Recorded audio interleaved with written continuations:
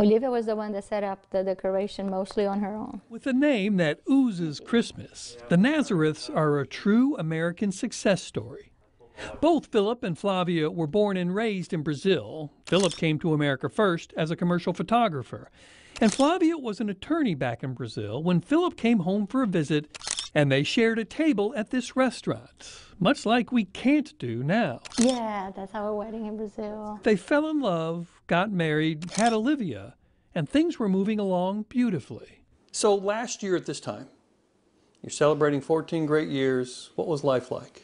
We just could expect things. We knew where things were supposed to be. Philip's work as a photographer didn't change much. They had a really good planning. Yeah, I think the owners did a good job planning it all out, and we were able to keep most of our clients happy, and we ended up adding some new clients during that time. Flavia decided not to become licensed to practice law here and had other ideas. My passion has always been with kids and art because of my dad and all my experience in my childhood.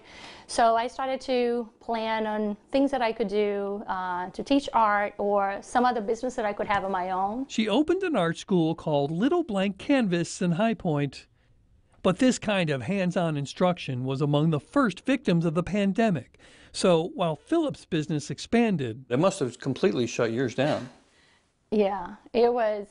So as soon as we heard, I think it was March 13th, it was a Friday, of course I remember the date, we had a event schedule. We had a few people signed up, and then we got the governor's order for the lockdown, so we had to cancel everything. By last October, 7 years after she opened it, Flavia had to close the facility she used for her school in High Point. But it sounds like this could destroy your business. Yeah.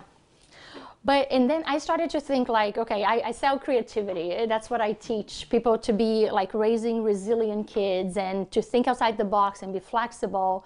So how can I use my own advice to my own good?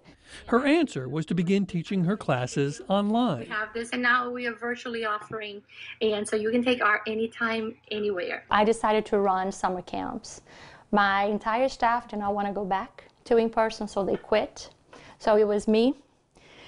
For 9 weeks, from 9 in the morning, I mean, it was incredible. Eventually, the virtual classes began to build. What has been the hardest part of the past year?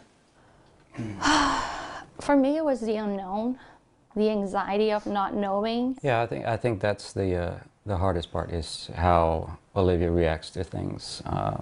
And she's very social, and is trying to come up with things. I've been trying to do more things with her whenever I can convince her to go out, do something. But it's the social interaction for her that went away all of a sudden. So what do you think Christmas next year is going to look like? Well, hopefully a lot of family over. That's been another casualty of the pandemic, connection to distant family. For the first time in years, your family's not here at Christmas. Yeah. That must have been tough. Olivia, the Christmas Eve in the morning, she came crying and say, I miss Vovó, I miss my grandma, I wish they're here.